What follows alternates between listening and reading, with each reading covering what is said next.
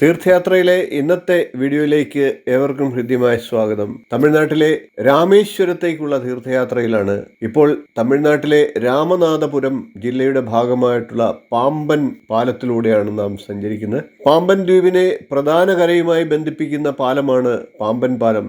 തീവണ്ടിക്ക് പോകാനുള്ള പാലവും മറ്റു വാഹനങ്ങൾക്കുള്ള പാലവും സമാന്തരമായി ഉണ്ടെങ്കിലും തീവണ്ടി പാലത്തിനെയാണ് പ്രധാനമായും പാമ്പൻ പാലം എന്ന് വിളിക്കുന്നത്. പാലത്തേക്കാൾ പതിറ്റാണ്ടുകളുടെ പഴക്കമുള്ള തീവണ്ടി പാലത്തിന് പണ്ടേ ഈ പേര് പതിഞ്ഞിരുന്നു. ഒരു നൂറ്റാണ്ടോളം പഴക്കമുള്ള പാമ്പൻ പാലം രാജ്യത്തെ എഞ്ചിനീയറിംഗ് വിസ്മയങ്ങളിൽ ഒന്നായാണ് കണക്കാക്കപ്പെടുന്നത്. 2345 മീറ്റർ നീളമുള്ള പാമ്പൻ പാലം രാജ്യത്തെ ഏറ്റവും നീളമുള്ള ഒന്നാമത്തെ കടൽപ്പാലമായിരുന്നു.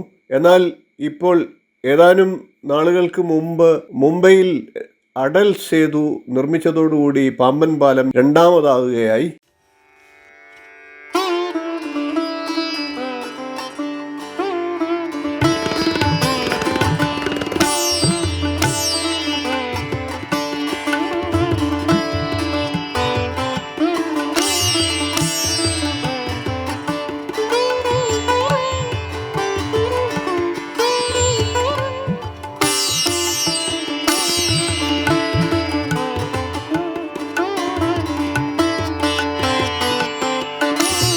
കപ്പലുകൾക്ക് കടന്നു പോകാൻ സൗകര്യമൊരുക്കി പകുത്തു മാറാൻ കഴിയുന്ന രീതിയിലാണ് പാലത്തിന്റെ നിർമ്മാണം. പ്രധാന കരയ്ക്കും രാമേശ്വരം ഉൾപ്പെടുന്ന പാമ്പൻ ദ്വീപിനും ഇടയിലുള്ള പാക് കടലിടുക്കിനും കുറുകെയാണ് പാലം. മീറ്റർ ഗേജ് തീവണ്ടികൾക്ക് മാത്രം കടന്നു പോകാൻ കഴിഞ്ഞിരുന്ന പഴയ പാലം റെയിൽവേ വിപുലീകരണത്തിന്റെ ഭാഗമായി 2007 ബ്രോഡ് ഗേജ് ആയി മാറി. ഇന്നിപ്പോൾ പുതിയ റെയിൽ പാലവും കപ്പലുകൾക്ക് പോകാനുള്ള പതുത്തു മാറുന്ന പാലവുമെല്ലാം പുതിയതായി നിർമ്മിച്ചുകൊണ്ടിരിക്കുകയാണ്. ആ കാഴ്ചകളാണ് നിങ്ങൾ കണ്ടത്.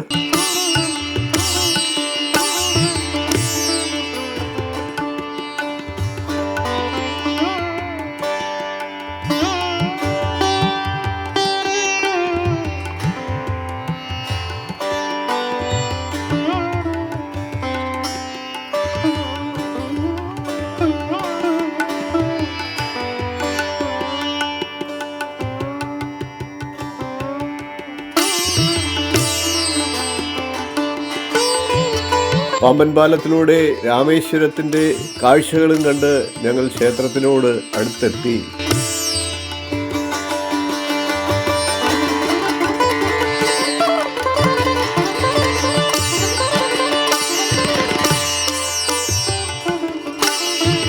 ക്ഷേത്രത്തിനടുത്തായി തന്നെ താമസിക്കാനുള്ള നിരവധിയായിട്ടുള്ള ഹോട്ടൽ സ്റ്റേകൾ നമുക്ക് ലഭ്യമാണ്. ക്ഷേത്രത്തിനടുത്തുള്ള ചെറിയ ചെറിയ ക്ഷേത്രങ്ങളുമൊക്കെ ദർശിച്ച് ക്ഷേത്ര ദർശനത്തിനായി ക്ഷേത്രത്തിന്റെ മുൻവശത്തേക്ക് യാത്രയാവുകയാണ്.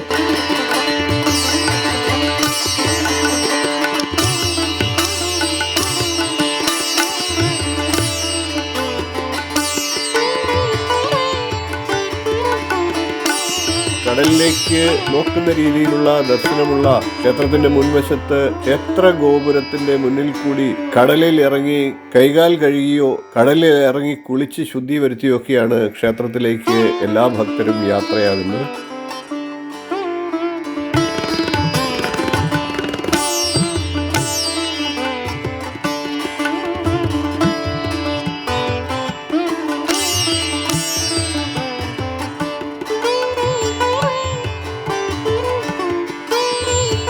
കൈകാൽ കഴുകി ക്ഷേത്രത്തിനുള്ളിൽ പ്രവേശിക്കാമെന്നുള്ള കണക്കുകൂട്ടലിൽ ഞങ്ങളും കടൽ തീരത്തേക്ക് യാത്ര ചെയ്യുകയാണ്. പിതൃതർപ്പണത്തിന് വളരെ പ്രസിദ്ധമാണ് രാമേശ്വരത്തിന്റെ കടൽ തീരം. രാമേശ്വരത്തിലെ പിതൃതർപ്പണത്തിന്റെ കാഴ്ചകളും കടൽ തീരത്തെ കാഴ്ചകളും രാമേശ്വരത്തുള്ള ചെറിയ ചെറിയ ക്ഷേത്രങ്ങളും അതിന്റെ 4 വശത്തുമുള്ള ഗോപുരങ്ങളും രാമേശ്വരത്തിന്റെ പ്രധാന കാഴ്ചകളും എല്ലാം അടുത്ത വീഡിയോയിൽ തീർച്ചയായിട്ടും ഉണ്ടാകുന്നതാണ്.